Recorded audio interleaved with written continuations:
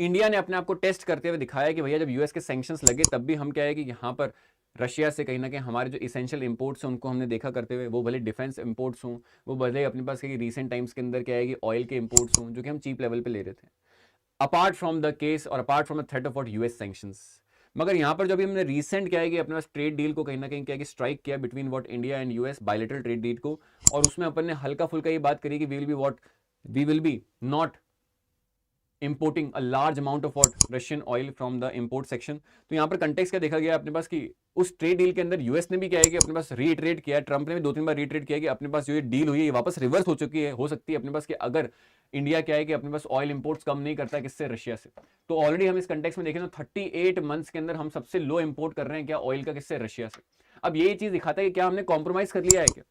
whether we have compromised on the situation of what sanctions of what US in striking good relations with our old earlier friendly nations, example Russia, example अपने पास Iran, Chabahar port हो गया अपने पास। तो यहां पर context ये कर रहे हैं अपने पास कि आपने स्टार्टिंग से क्या है कि अपने आप को टेस्ट करते हुए दिखाया कि आप मल्टी अलाइनमेंट्स में बिलीव करते हैं, आप मल्टीलेटरलिज्म में बिलीव करते हैं, और आप जो अपने near and dear earlier friendly relatives हैं आपके पास जो इंटरनेशनल कंट्रीज के अंदर आपके कंटेक्स्ट में आते हैं, उनका आपने हमेशा क्या है कि यहां पर रिलेशन रखा है, आपने किसी एक पर्टिकुलर कंट्री के साथ अलाइनमेंट शो नहीं किया है।